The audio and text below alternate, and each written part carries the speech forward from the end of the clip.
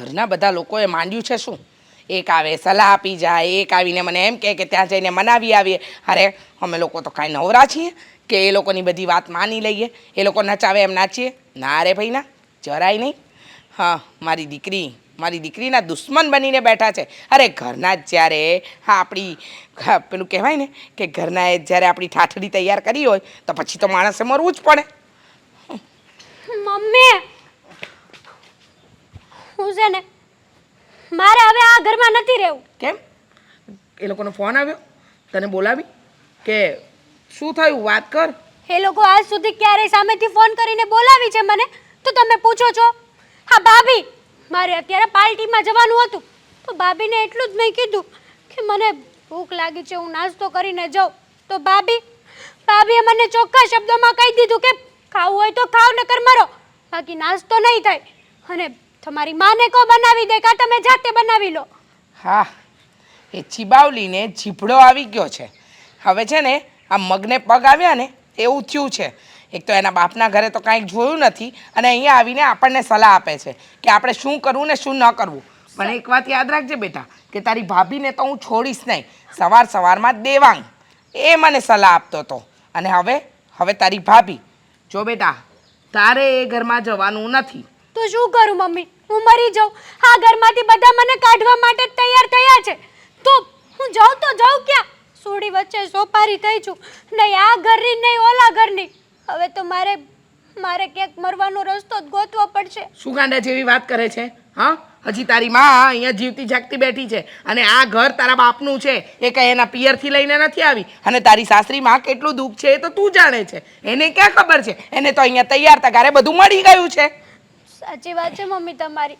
હા ભાભી છે ને, ભાભીને આ ઘરની મહારાણી બનવું છે. એને તમારી જગ્યા લેવી છે. મેં તો કહી દીધું કે જો મારી માની જગ્યા છે ને કોઈ નહીં લઈ શકે. બરાબર કીધું. કારણ કે તારી ભાભી અને ભાઈને તું અહીંયા આવીને એ નડે છે.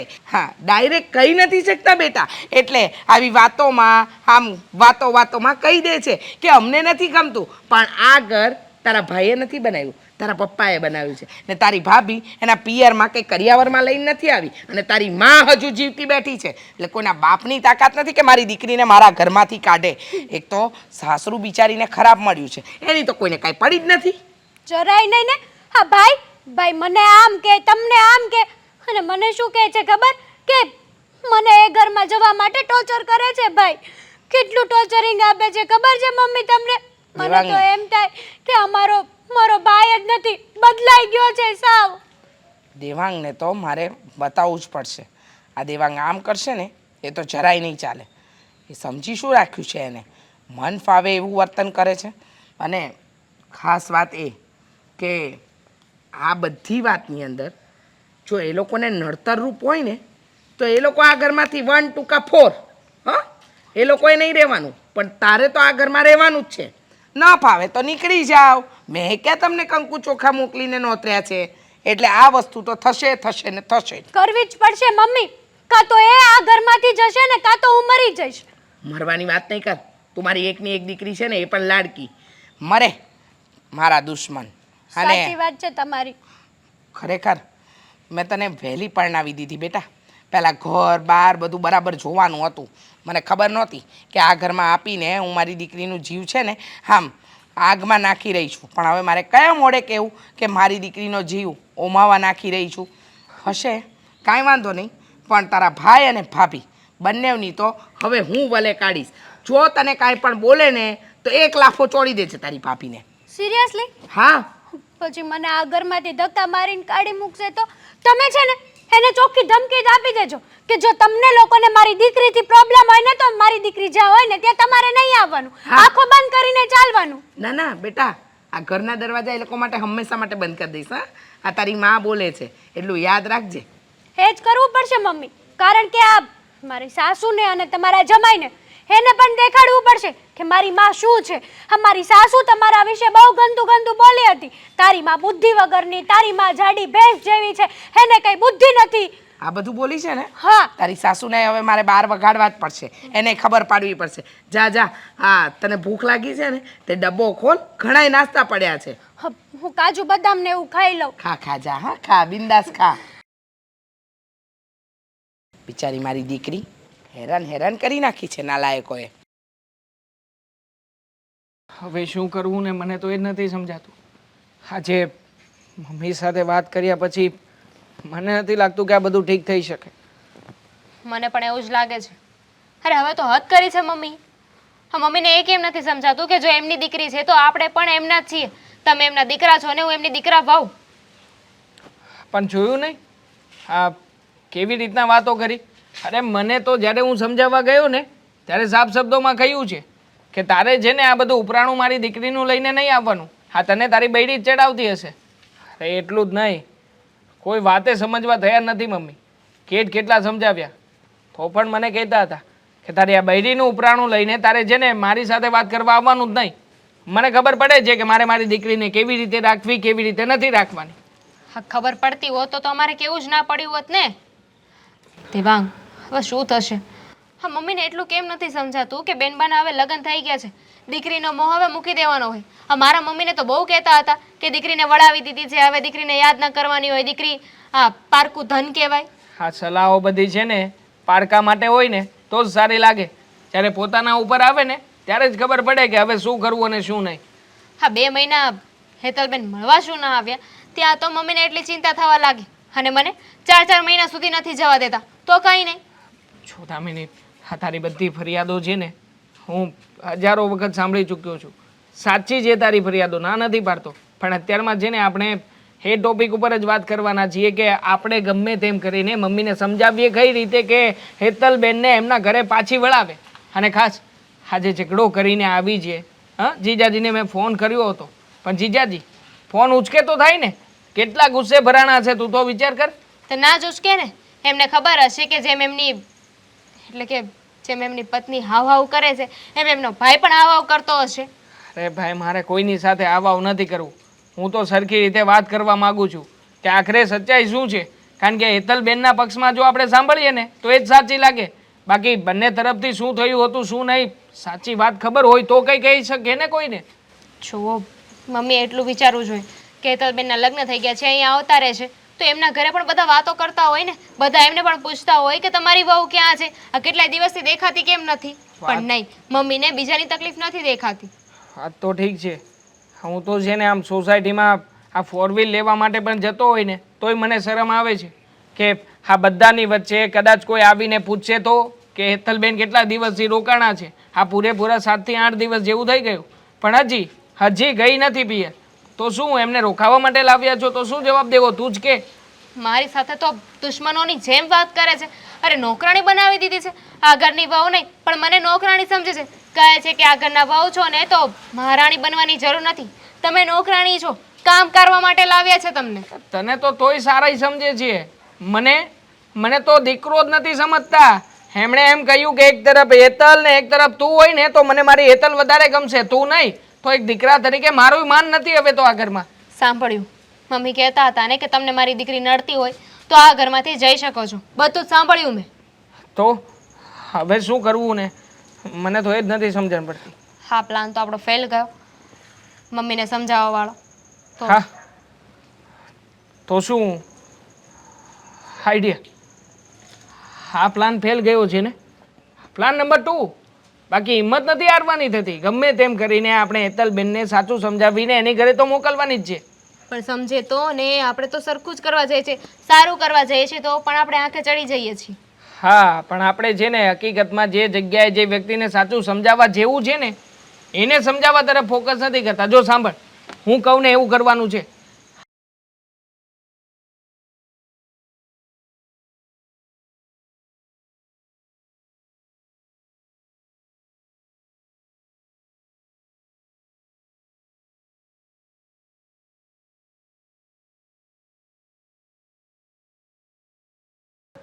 અરે વાહ, પ્લાન તો બહુ મસ્ત બનાવ્યો છે પણ કામ કરશે?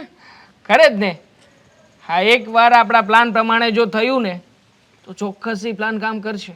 અને આ વખતે મમ્મી તો શું આપણી હેતલબેને પણ આપણી વાતને એક્સેપ્ટ કરવી જ પડશે. જોજે ને તું. ઓકે.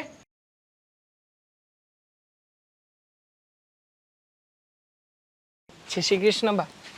જય શ્રી કૃષ્ણ બેટા, બોલ. કેમ આવવું થયું? બા, તમે તો જાણતા જ હશો ને કે શું કામ આવવાનું થયું છે. હા, મારી બેન હેતલ, એના માટે થઈને જ અહીં આવ્યો છું.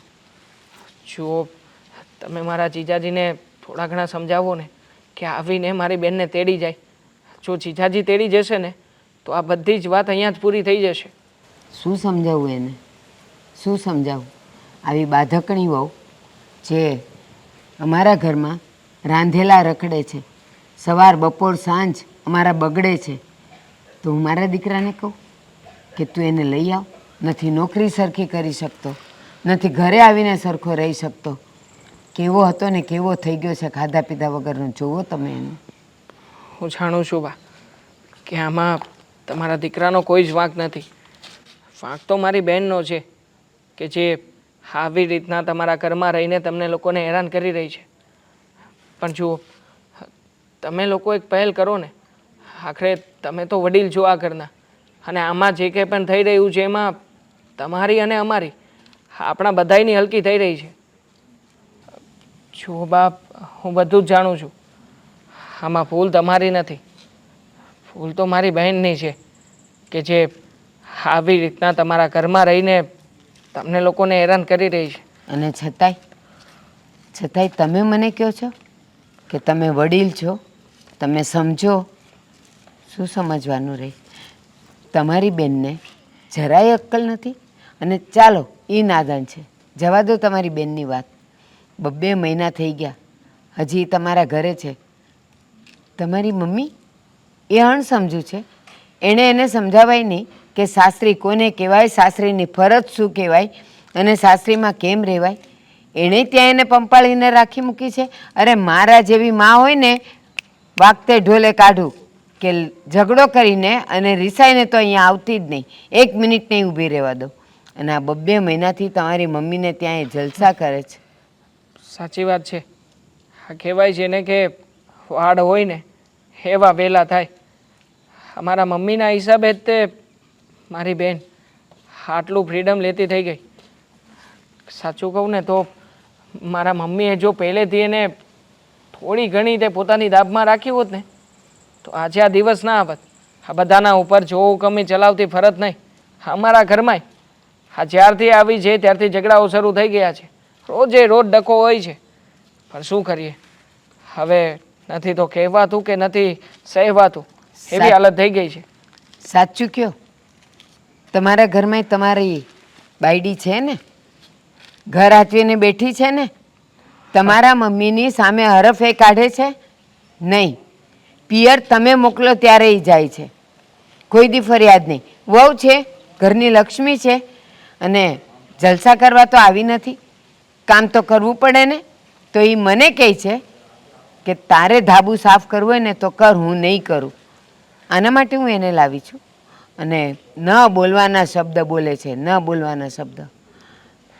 જુઓ, હું જાણું છું કે મારી બેન કેવી છે અને કેવી નહીં. પણ બા, મારી પાસે એક પ્લાન છે. જો તમે એ પ્રમાણે કરશો ને તો મારી બેન પણ સુધરી જશે અને આ ઘરમાં આવ્યા પછી ક્યારેય પણ કોઈ પણ બાબતે તમને હેરાન નહીં કરે. હા, તમારા દીકરાનું ઘર પણ બચી જશે અને મારી બહેનનું પણ. એક ટ્રાય, એક પ્રયત્ન તો કરી શકો ને. મારા દીકરાને મેં પૂછ્યું હતું કે મારી પાસે 2 રસ્તા છે, પસંદ તું કર, અને તું જે પસંદ કરીશ એ મને મંજૂર છે.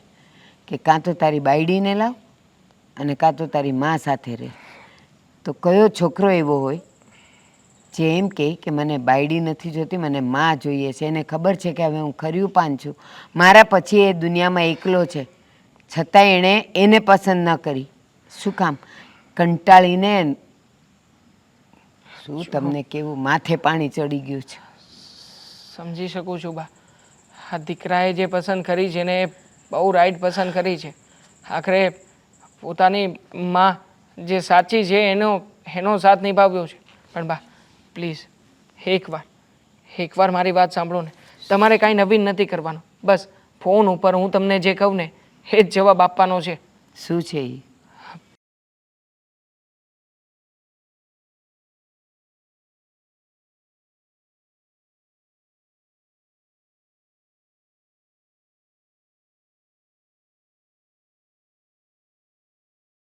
સમજી ગયા ને? ઠીક છે, હવે આ છેલ્લી વાર એને અજમાવી જોઈએ. સુધરે તો ઠીક છે, બાકી હવે એને ભૂલી જવામાં જ મજા છે. થેન્ક યુ સો મચ બા, મને એક મોકો આપવા માટે. જય શ્રી કૃષ્ણ. જય શ્રી કૃષ્ણ. તમને લોકોને કંઈ સાંભળવા મળ્યું કે નહીં? શું સાંભળવાનું હતું ને શું સાંભળવા મળ્યું? મેં તો જીજાજીને ફોન કરીને ઘણી ટ્રાય કરી કે એકાદી વાર વાત થઈ જાય. જીજાજી તો ફોન જ નહોતા ઉચકતા. પછી એમના એરિયામાં ગયો ત્યારે ખબર પડી. આ એમના બાજુવાળાએ મને કીધું કે એ લોકો તો આમ જુદી જુદી જગ્યાએ બધે જોણ કરાવવા જાય છે. કોના? કોના શું? આ કુમારના એટલે લગન બીજી જગ્યાએ. અશોક કુમારના બીજી વાર લગ્ન? Yes right. એક મિનિટ હેતલ બેટા, આ વિશે તને કોઈ ફોન આવ્યો? અશોક કુમાર સાથે કોઈ વાત થઈ? આ તારા પેલા સાસુ સાથે વાત થઈ? ના મમ્મી, હા અશોકનો તો આ બાબતે કોઈ ફોન નથી આવ્યો, પણ ગુસ્સામાં એ બોલ્યા હતા કે તું જા ને એટલે તારા જેવી જ બીજી લઈને આવું અને તારા કરતાં પણ સારી. તો મને તો એમ હતું કે એ ગુસ્સામાં બોલ્યા. પણ મમ્મી કેવી વાત કરો છો? અશોક કુમાર શું કામ ફોન કરે?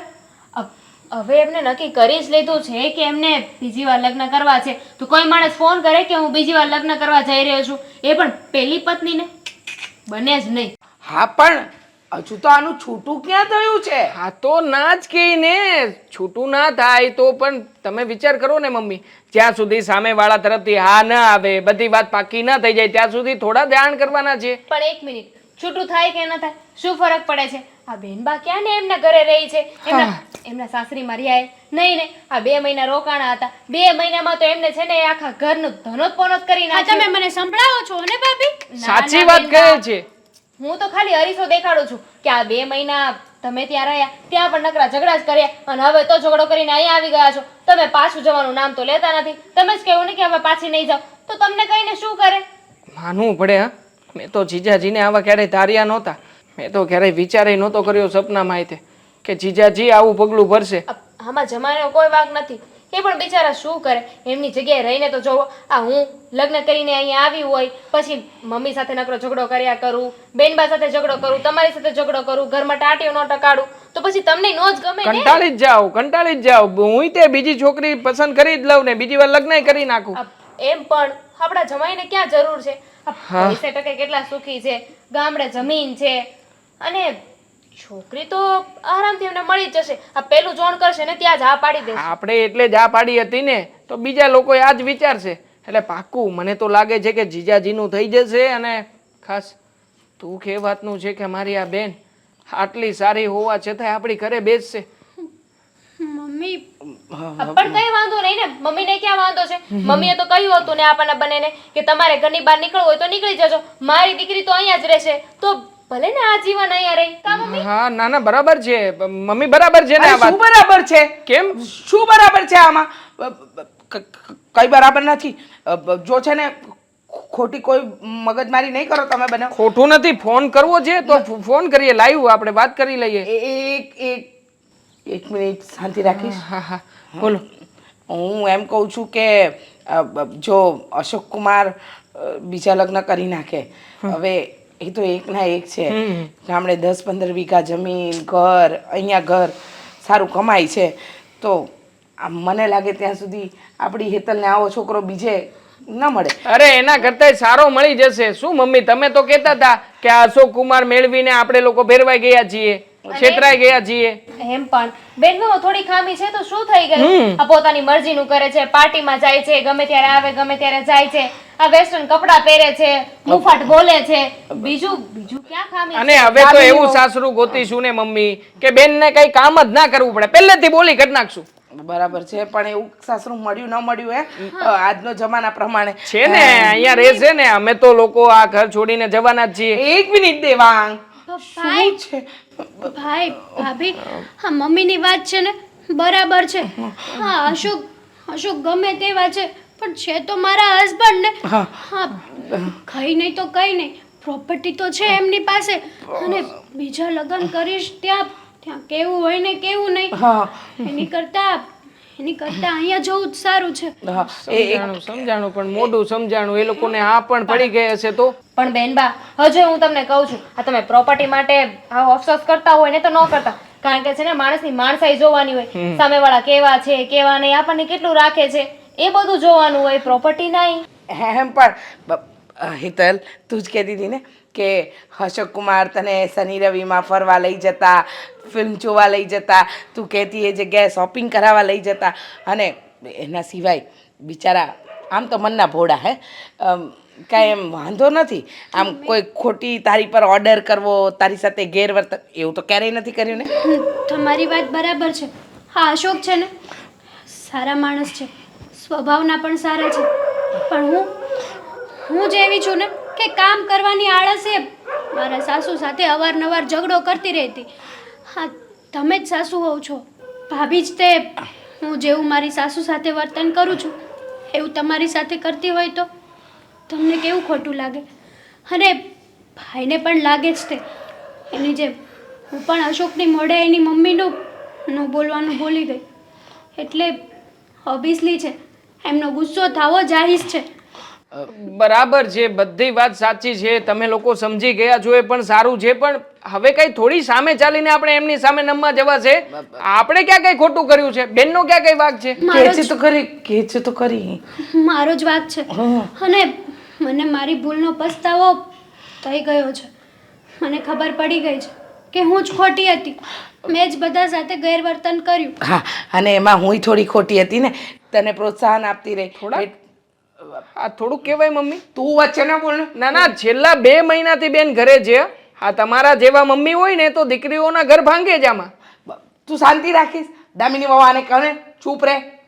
હા, તમે નહીં બોલો. હવે બંનેને અફસોસ થઈ ગયો છે તો શું કરવાનું? હવે અશોક કુમાર કઈ થોડી અહીં આવવાના છે, માફી માંગવાના છે. અને આમ પણ આ લોકો જશે ત્યાં મોડું થઈ જશે, કારણ કે હજી 1-2 દિવસ તો એ બંને માફીઓ માગશે ને એકબીજાની. એક મિનિટ.